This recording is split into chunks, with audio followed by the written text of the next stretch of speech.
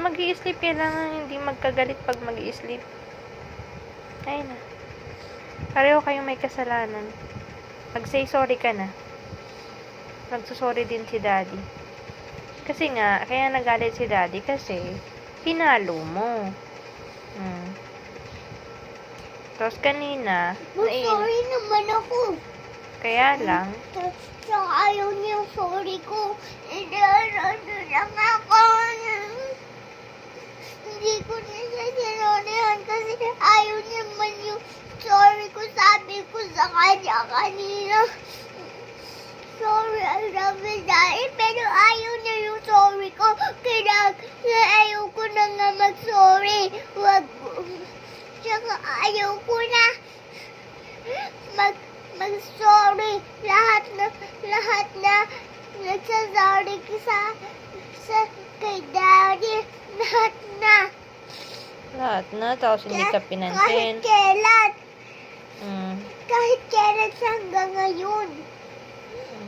Hug mo na, hug mo na. Kahit kailan kasi ayaw niya. Susumbong ko yung kay Papa. Bahala ka. Ako na nga, Papa, magbati na kayo. Shake hands na kayo ni Daddy. Pareho kayong may kasalanan ay. Kanina nakipag-shake hands siya sa'yo, ayaw mo din naman, sinipa mo din. O, pareho lang kayo. O, nung siya naman yung nakipag-shake hands sa'yo, ayaw mo din, sinipa mo siya. O, paano kayo magbabati? Kahit kailan kasi. Kahit kailan. Hanggang ngayon. Hanggang bukas. Hanggang 24 hours hanggang matulog. Anong gagawin? Hanggang 5 hours din. Lahat. 5 hours, 2 hours din. Ano yun? Tapos, hindi naman ako may kasalanan.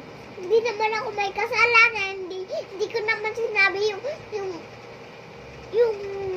bad ka. Sinabi ko lang, sorry, I love you. Kahit kailan, hindi niya alam yun eh. Try mo ulit. Sige na.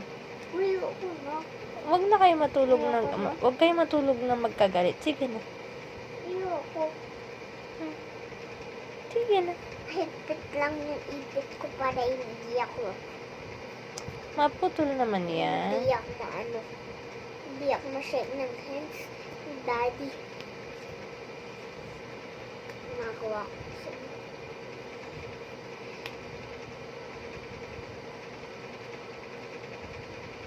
Hug mo. Shake hands. Hug na kayo ni Daddy. Ayun, hug mo lang sa Daddy sa back. Ayun na. Para bago mag-sleep, hindi kayo magkaaway. Hindi ko doon siya shake hands. Yan. Naka-order. Uy. Sige na, baby ko. Hindi ma-shake ni Daddy yung hands mo. Anong ginawa mo sa hands mo? Inano ko pala, hindi na ma-shake hands. Inano ko